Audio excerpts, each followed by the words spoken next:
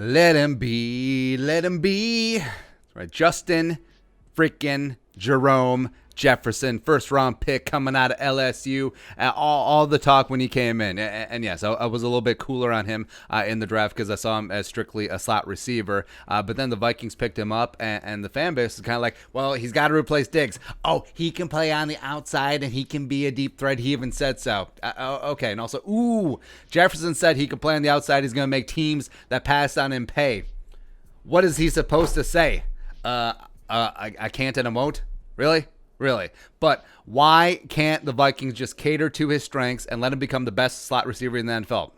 Like, I'm talking full-on prime Wes Welker with upside, with a little bit of deep threat down the seam. Why can't we do that? Huh? That has value, certainly, especially in today's modern NFL with the spread. Even the Vikings are playing a lot more heavy formations. But yeah, well, whatever. Stop comparing him to Diggs. He won't be Diggs, just like Diggs won't be Justin Jefferson. Justin Jefferson may be better than Diggs. We don't know. Right. But yes, he played on the outside in 2018. And yes, he was fine. 54 catches, 876 yards, 6 touchdowns. That's pretty solid. But were those numbers, were those traits that you saw as like, hey, that's going to be a first round wide receiver? No. It wasn't until he kicked inside. No one cared who I was until I kicked to the inside. Exactly was. 111 catches, 1,540 yards, 18 touchdowns, playing 92.8% of his snaps from the slot. Average depth of target was 137 in college football last year among qualifying receivers. He was Joe Burrow's number one guy over the middle, security blanket, the dude he went to in clutch situations, and JJ came up huge in breaking routes. The Diggs, ironically, the posts, the seams, just the option routes on the inside. Everything about him was good. The shallow crossers. It was great. It was amazing. His yards per catch last year was 13.9 at LSU, and that was in a wide open air raid spread system designed to get the ball to playmakers in space, right? Compare that to Diggs last year, who was second in the NFL of qualifying receivers at 18 yards per catch. 18, right? That blows his career average out of the water. Diggs is low-key one of the best deep threat wide receivers in the league last year. He really was. Only Ken Galladay was better at 18.3. So Diggs last year had more yards per reception than Mike Evans, Chris Godwin, Tyreek Hill, Smokey Brown, OBJ, everyone except for Galladay. That's Babytron, right? JJ does not have to be that guy. He can be dynamite in his own right. Dynamite!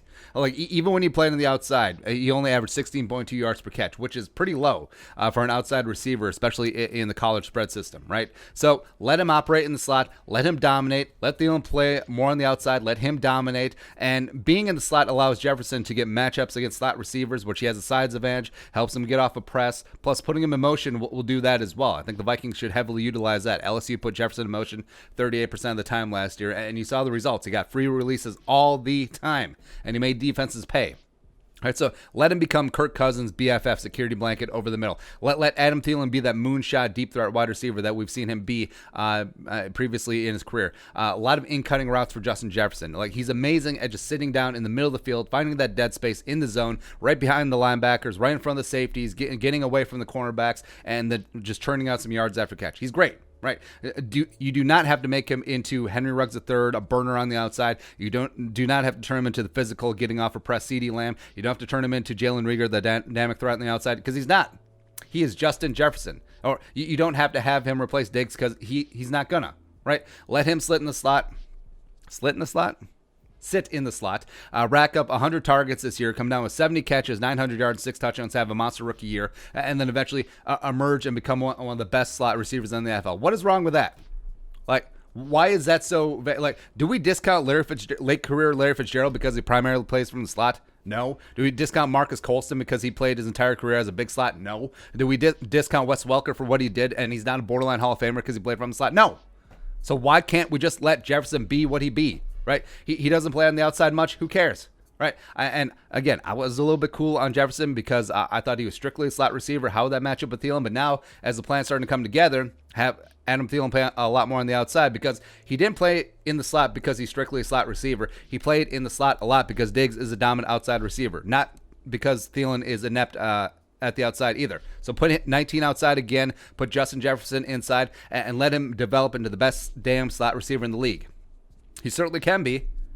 So why not let it happen? Why just trying to jam a square peg in a round hole? But whatever. Let him be. Let him be. There you go.